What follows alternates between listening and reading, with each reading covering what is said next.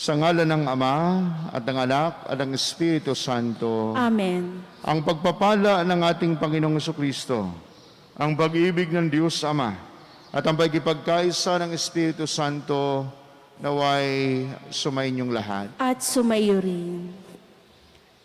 Mga kapatid, aminin natin ang ating mga kasalanan at humingi tayo ng tawad sa Diyos upang tayo maging marapat gumanap sa banal na pagdiriwang.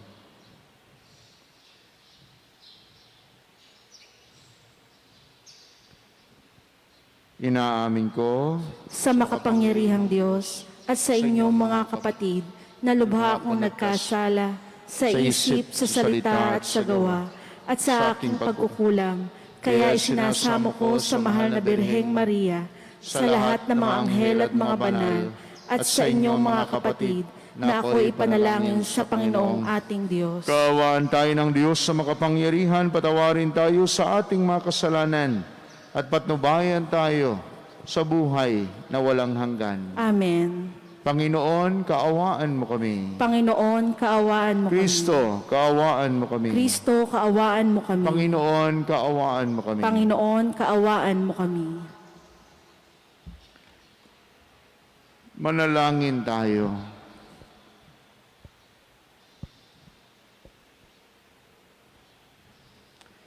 Ama naming makapangyarihan, ipagkaloob mong kami magkamit kailanman ng kalusugan at kagalingan sa aming katawan at kalooban.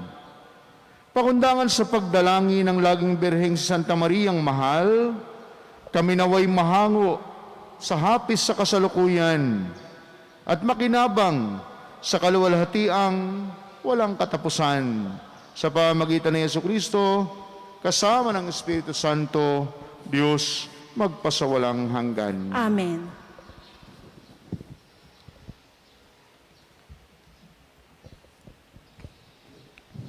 Pagbasa mula sa sulat ni Apostol San Pablo sa mga taga-Kolosas. Mga kapatid, kayo'y malayo sa Diyos at naging kaaway niya dahil sa inyong kasamaan. Ngunit dahil sa kamatayan ni Kristo, ginawa niya kayong mga kaibigan upang makaharap sa Kanya ng walang kapintasan, banal at walang batik. Subalit kailangan kayong manatiling tapat at matatag sa inyong pananampalataya at huwag bayaang mawala ang pag-asang dulot ng mabuting balita na inyong narinig. Niloob ng Diyos na akong si Pablo ay maging tagapangaral ng mabuting balitang ito na ipinahayag sa lahat ng tao. Ang salita ng Diyos. Salamat sa Diyos. Salmong tugunan. Ang Diyos ang siyang tumutulong at sa akin nagtatanggol. Ang Diyos ang siyang tumutulong at sa akin nagtatanggol. Makapangyarihang Diyos, ako ay iligtas. Ipagsanggalang mo niyong iyong lakas. Dinggin mo, O Diyos, iyong anak. Sa aking dalangin, ngayoy binibigkas. Ang Diyos ang siyang tumutulong at sa akin nagtatanggol. Batid kong ang Diyos ang aking katulong. Tagapagsanggalang ko ang Panginoon. Buong galak naman akong maghahandog ng pasasalamat sa Panginoong Diyos dahilan sa kanyang mabuting kaloob. Ang Diyos ang siyang tumutulong at sa akin nagtatanggol.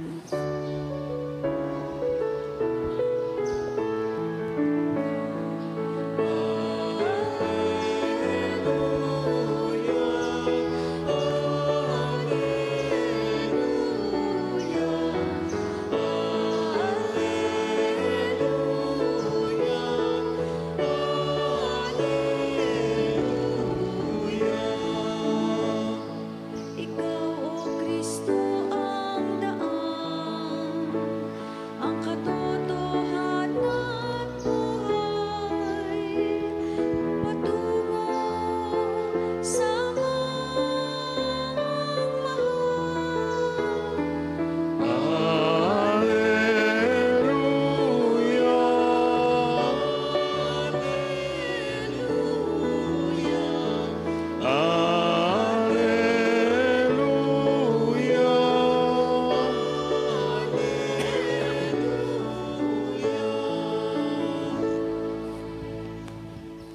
Sumainyo ang Panginoon. At sumaiyo rin. Ang pagpapahayag ng mabuting balita ng Panginoon ayon kay San Lucas. Papuri sa iyo, Panginoon.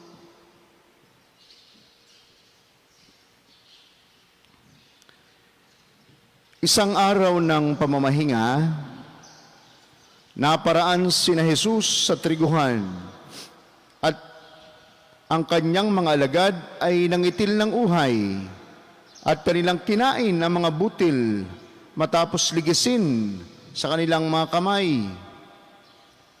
Bakit ninyo ginagawa sa araw ng pamamahinga ang ipinagbabawal ng kautusan? Tanong ng ilang Pariseyo. Sinagot sila ni Jesus, hindi pa ba ninyo nabasa ang ginawa ni David nang magutom siya at ang kanyang mga kasama? Pumasok siya sa bahay ng Panginoon, kumuha ng tinapay na handog sa Diyos at kumain ito. Binigyan pa niya ang kanyang mga kasama, bagamat ayon sa kautusan, ang mga saserdote lamang ang may karapatang kumain iyon. At sinabi pa niya sa kanila, ang araw ng pamamahinga ay nasa ilalim ng kapangyarihan ng Anak ng Tao.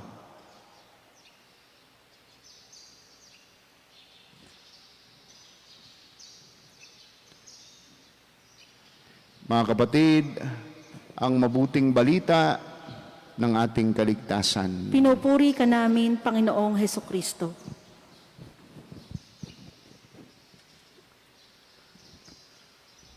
Magandang umaga po sa inyong lahat na narito sa ating dambana, nakasubaybay sa Facebook page ng ating parokya at sa mga nakikinig, sa mga buhay na trompa ng ating mga barangay chapels.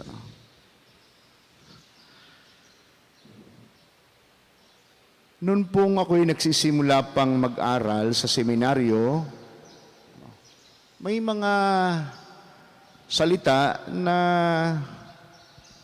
nung una kong makita ay itinanong ko sa aking mga kasama, lalo tigit sa mga nakakatandang seminarista. Halimbawa, yung salitang klausura. At ang ekspresyon nila sa akin ay ibig sabihin, bawal tayong pumasok diyan.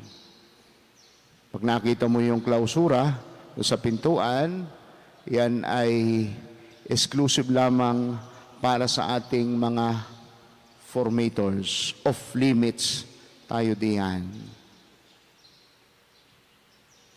At natatandaan ko rin yung structure ng seminaryo noong nag-aaral pa ako, way back 1993. Pagpunta namin doon sa refectory namin, ay madadaanan mo yung isang kwarto na nakalagay din naman ay refectory. Pero yun ay para sa aming mga formators. At ang bulungan at biruan namin noon, pareho kaya ang ating pagkain. At hindi maiiwasan na pumasok doon. Lalo't gutom. Sabi, baka may tira. Baka mas masarap yung kanilang pagkain. At marami ang naging biktima nito. At ang sabi noon ng aming prefect, sabi niya, I am not after the food.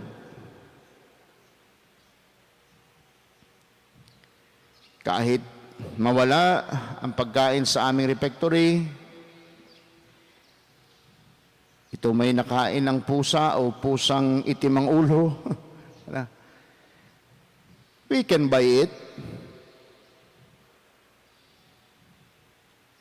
I am concerned about the value of respect for what belongs to others. At kaya naman, nung ako'y maging formator din po dito sa ating minor seminary, ay ito rin yung aking sinabi sa kanila. Hindi pwedeng, Father, kaunti lang naman. Yung pong malaki ay laging nagmumula sa maliit. Kapag lagi mong ginagawa iyon, ito may masama o mabuti, sa katapusan ay malaki ang epekto nito sa ating buhay. Bagamat may batas, ang mas mahalaga ay ang diwa nito. Sabi ng isang spiritual writer, rules tend to assume more importance than he value. They were designed to protect. The law without the spirit is like a shell without a pearl. At ganito po ang pagtuligsa na natanggap, narinig ng Panginoong Yesus tungkol sa ginawa ng kanyang mga alagad. Bakit ninyo ginagawa sa araw ng pamamahinga ang ipinagbabawal ng kautusan? Just imagine po, simpleng pagpitas ng uhay at pagligis sa kamay ay isa sa ipinagbabawal nila. At ito'y sinasabi ng labag sa kautusan. Kaya naman sa katapusan, anong sinabi ng Panginoong Yesus? Ang araw ng pamamahinga ay nasa ilalim ng kapangyarihan ng anak ng tao. Sa version naman ni San Marcos, na ganito yung sitwasyon na sinabi naman ng Panginoong Yesus, itinakda ang araw ng pamamahinga para sa kabutihan ng tao. Hindi nilikha ang tao para sa araw ng pamamahinga.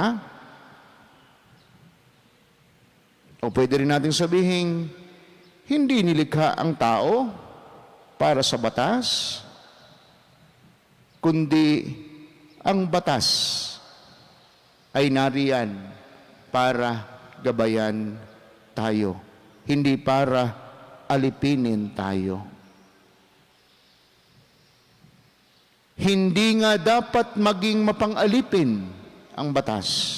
Ang diwa ng batas ay para sa kapakanan ng tao. A law, according to St. Thomas, is promulgated for the common good. There is value in law. At ito ay ang pagdidisiplina sa ating mga tao. Ito ang nagtuturo at gumagabay sa atin para sa tamang kilos. Ito ang naghuhubog sa ating mga tao para sa tamang pagpapahalaga. Halimbawa, at ito'y naranasan ko nung ako'y maliit na bata. At kapag pinapaalala ko sa tatay, ay natatawa na lamang siya. Pero 4 kaming magkakapatid, di sa gitna ako dumadapa. Para pagpalo noong sinturon, hindi ako aabutin sa katawan. Ang sabi, ang isang ama ay namamalo hindi upang makasakit, kundi upang magtuwid sa pagkakamali ng anak. Ika nga, ito'y pagpaparamdam ng malasakit at pagmamahal. Pero ngayon, kapag ginawa mo ito, ay siya. Pag nakatawag yung bata, child abuse. Kaya, ang sabi ay lumalaki na sutil ang mga bata ngayon. Walang saysay ang batas kung ang layunin nito ay pahirapan ang tao. Laws are never enslaving. On the contrary, laws make men and women free. Kapag sinunod ang batas trapiko, malayang nakakagalaw ang mga taong naglalakbay. Kapag walang nagnanakaw, malayang naiiwan ng anumang kagamitan. Ano? At kapag napapasyal po tayo sa ibang bansa, may mga bansang ganito. No? Nandyan yung kanilang mga bisikleta. Ano? Hindi ba nawawala yan kahit walang kandado? Hindi. Sapagkat, anong sagot? Disiplinado ang mga tao dito. Sana'y maunawaan ng mga mananampalataya ang batas ng ating simbahan. Dati po, minsan nga sa paglilibing, sa pagmisa sa libing, day before nung libing ay may pumuntang anak at nakipag-usap at ang tanong ay, mamimisahan po ba ang aming mahal sa buhay? Sabi ko, oo, naka-schedule na. Kasi Father, nung nag-aaral pa ako nung high school, tanda-tanda ko po ito noon na hindi pinapapasok at hindi minimisahan ang isang taong nagdesisyong kitlin ang kanyang buhay. No, pero hindi naman sa pagpapalakas ng loob, pero sa mga panahong ito ay minimisahan na sapagkat baka sa mga huling segundo ng kanyang buhay, ang taong ito ay humingi ng tawad sa Diyos. At iyon ang hindi natin alam. Hindi rin po ipinapasok sa simbahan ang yumaong talamak ang kasalanan, yung tinatawag na public sinner, upang hindi pamarisan. Mahigpit din ang pag-uusisa sa mga kakasalin upang maiwasan ang invalidong kasal dahil sa mga hadlang o yung tinatawag na impediments. Mga kapatid, sa likod ng batas ay may magandang layunin. Tayo ang nakikinabang. Tao ang nakikinabang. Lingkod lamang ang batas. Tao ang pinaglilingkuran nito. At sa pagtupad natin sa kahit anong batas, ito man ay maliit o malaking batas, sana ay lakipan natin ng pag-ibig, ng malasakit. At ito ang ipinaabot na mensahe sa atin ng ating mabuting balita. Hindi binabaliwala ng Panginoong Hesus ang batas sa araw ng pamamahinga. Itinutuwid lamang niya ang tamang pagsunod sa mga batas na ito. At nawa sa ating pang-araw-araw na pamumuhay, may batas sa loob ng ating tahanan, may batas sa ating puok-gawaan, may batas ang ating pamahalaan, may batas ang anumang samahan na ating kinabibilangan. Nandyan ang batas, hindi tayo para alipinin, kundi para tayo'y gabayan at para sa kagalingan ng lahat.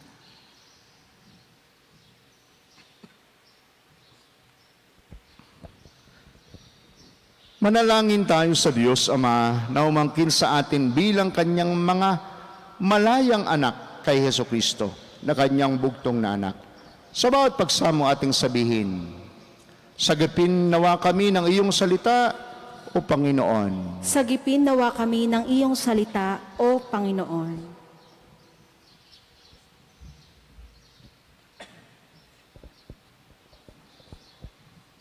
Ang mga Kristiyano naway kilalanin ang mga utos ng Diyos bilang pinto sa kalayaan mula sa kasalanan at kasamaan.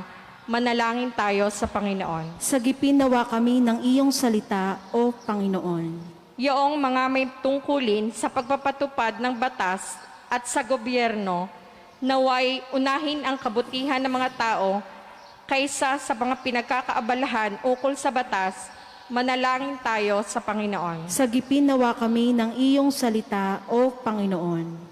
Sa pagsamba sa Diyos na hindi natin nakikita, naway hindi natin malimutan ang nangangailangan nating mga kapatid na ating nakikita. Manalangin tayo sa Panginoon. Sagipin nawa kami ng iyong salita, O Panginoon. Yoong mga nagdurusa sa iba't ibang pisikal at espiritual na karamdaman, naway hilumin ng Diyos, manalangin tayo sa Panginoon. Sagipin nawa kami ng iyong salita, O Panginoon. Ang mga pumanaw, naway mamahinga sa piling ng Diyos, manalangin tayo sa Panginoon. Sagipin nawa kami ng iyong salita, O Panginoon.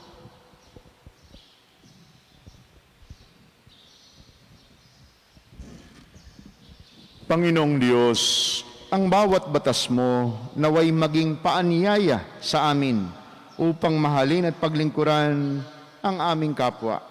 Unawain sila, igalang at gabayan upang maging gabay rin namin sila. Hiling po namin ito sa ngalan ni Kristong aming Panginoon. Amen.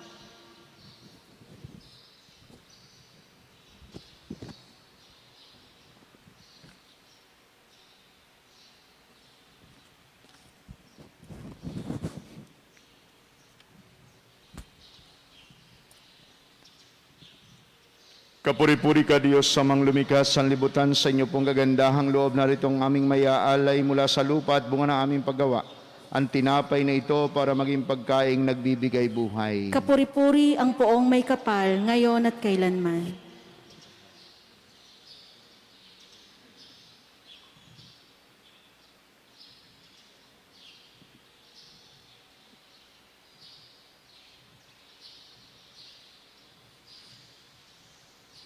Kapuri-puri ka Diyos sa lumikha sa libutan, sa inyo pong kagandahang loob, narito ang aming mayaalay. Mula sa katas ng ubas at bunga ng aming paggawang alak na ito, para maging inuming nagbibigay ng iyong Espiritu. Kapuri-puri ang poong may kapal, ngayon at kailanman.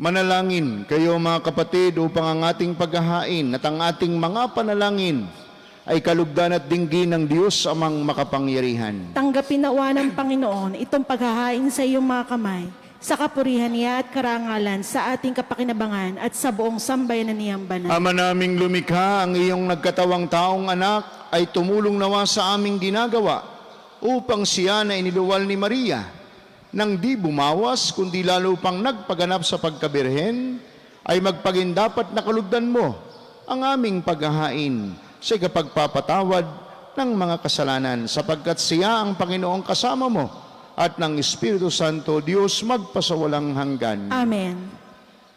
Sumainyo ang Panginoon. At sumaiyo rin. Itaas sa Diyos ang inyong puso at diwa. Tinaas na namin sa Panginoon. Pasalamatan natin ang Panginoong ating Diyos. Marapat na siya ay pasalamatan. Ama naming makapangyarihan, tunay ngang marapat na ikaw ay aming pasalamatan. Ngayong ang mahal na Birheng Maria ay pinararangalan.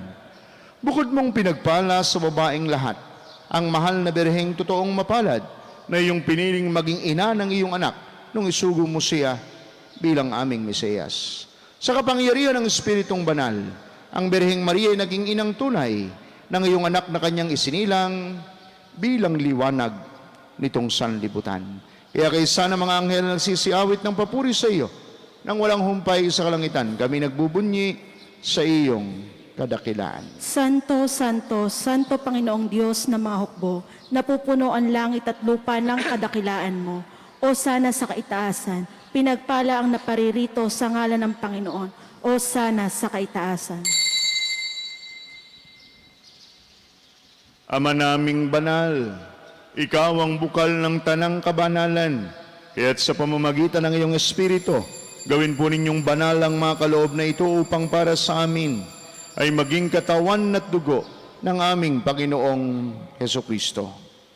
Bago niya pinagtiis ang kusang loob na maging handog, hinawakan niya ang tinapay, Pinasalamatan kaniya, pinagati-hati niya yon, iniabot sa kanyang mga alagad at sinabi, "Tanggapin ninyong lahat ito at kanin. Ito ang aking katawan na ihahandog para sa inyo."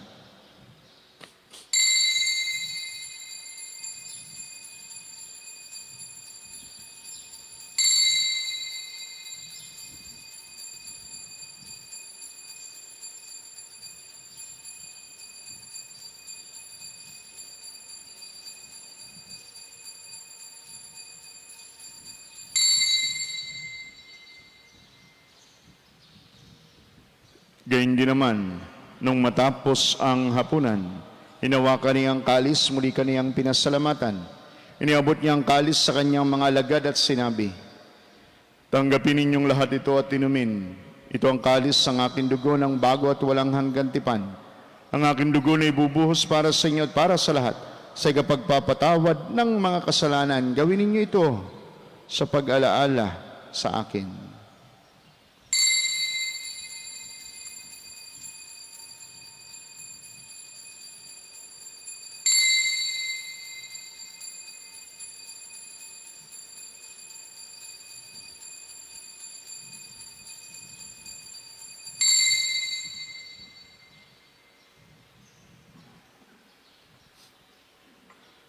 Ang misteryo ng ating pananampalataya. Si Kristo'y namatay, si Kristo'y nabuhay, si Kristo'y babalik sa wakas ng panahon. Ama, ginagawa namin ngayon ang pag-alaala sa pagkamatay at muling pagkabuhay ng iyong anak. Kaya tiniaalay po namin sa iyo ang tinapay na nagbibigay buhay at ang kalis na nagkakaloob ng kaligtasan. Kami nagpapasalamat dahil kami iyong minarapat at tumayo sa harap mo para maglingkod sa iyo. Isinasamo po namin kaming mga magsasalo-salo sa katawan at dugo ni Kristo'y mabuklod sa pagkakaisa sa pamamagitan ng Espiritu Santo. Ama, lingapin mong iyong simbahang laganap sa buong daigdig. Puspusin po ninyo kami sa pag-ibig. Kay San Francisco na aming Santo Papa at ni Gilbert na aming Obispo, lahat ng mga obispo at ng Tanang Kaparian. Alalahanin po ninyo ang mga kapatid naming nahimlay na nang may pag-asang sila'y muling mabubuhay. Gayon din ang lahat ng mga pumanaw, lalo tigit silang malalapit sa aming buhay. Kaawaan po ninyo sila at patuloyin sa iyong kaliwanagan. Kaawaan po ninyo at pagindapatin kaming lahat na makasalo sa iyong buhay na walang wakas. Kaysa ng mahal na Birheng Maria, Ina ng Diyos, kaysa ni San Jose na kanyang kalilisrisang esposo at minamahal naming bintakasi, kaysa ng mga apostol at ng lahat ng mga banal, lalo tigit ni na San Jose Marelo, San Lorenzo Ruiz at San Pedro Calungsod na namuhay dito sa ligdig ng galugod-lugod sa iyo. May pagdiwang po nawa namin ang pagpupuri sa ikararangal po ninyo sa pamamagitan ng iyong anak na aming Panginoong Heso Kristo. Sa pamamagitan ni Kristo, kasama niya at sa Kanya, ang lahat ng parangal at papuri ay sa iyo, Diyos amang makapangyarihan, kasama ng Espiritu Santo, magpasawalang hanggan.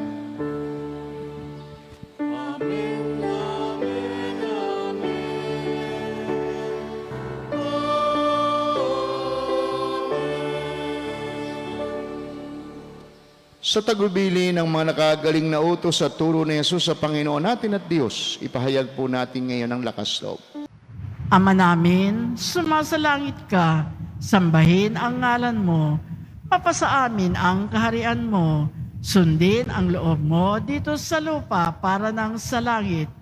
Bigyan mo kami ngayon ng aming kakanin sa araw-araw at patawarin mo kami sa aming mga sala, para ng pagpapatawad namin sa nagkakasala sa amin, at huwag mo kaming ipahintulot sa tukso at ihadya mo kami sa lahat ng masama.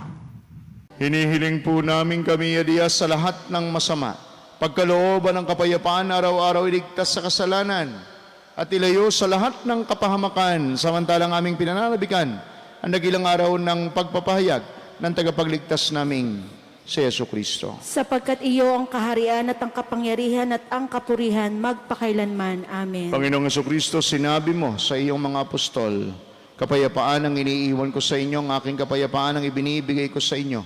Tunghayan po ninyo ang aming pananampalataya at huwag po naman ang napakarami naming mga pagkakasala. Pagkalooban po ninyo kami ng kapayapaan at pagkakaisa. Lalo tigit, kapayapaan at pagkakaisa sa loob ng aming mga tahanan ayon po sa inyong banal na kalooban, kasama ng Espiritu Santo, magpasawalang hanggan. Amen. Ang kapayapaan ng Panginoon naway laging sumainyo. At sumaiyo rin. Magbigayan at manghangad po tayo ngayon ng kapayapaan sa isa't isa. Kapayapaan. Kordero ng Diyos na nag-aalis na mga kasalanan ng sanlibutan, maawa ka sa amin. Kordero ng Diyos na nag-aalis na mga kasalanan ng sanlibutan, maawa ka sa amin. Kordero ng Diyos na nag-aalis na mga kasalanan ng sanlibutan, ipagkaloob mo sa amin ang kapayapaan.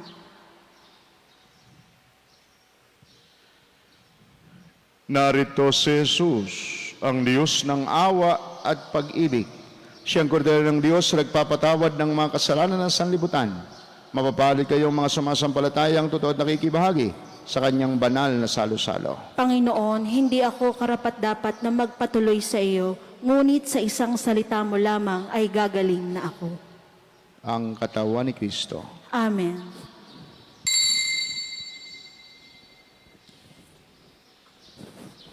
Panginoong Jesus, ako ay nananalig na ikaw ay nasa kabanal-banalang sakramento sa altar.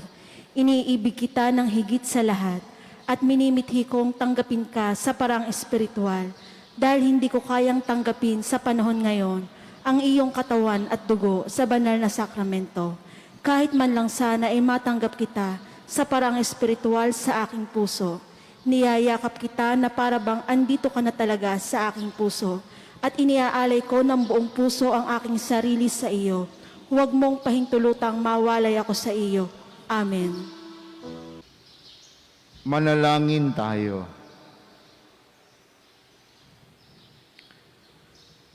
Ama naming mapagmahal, sa pagsasalo namin sa banal na pagkinabang, ang iyong kagandahang loob ay aming hinihiling upang ang pagpaparangal namin sa mahal na Birhen at pagtulad namin sa Kanya ay magpagindapat na aming paglingkuran ang pagganap sa kaloob mong kaligtasan sa pamamagitan ni Jesucristo, kasama ng Espiritu Santo, Diyos magpasawalang hanggan. Amen.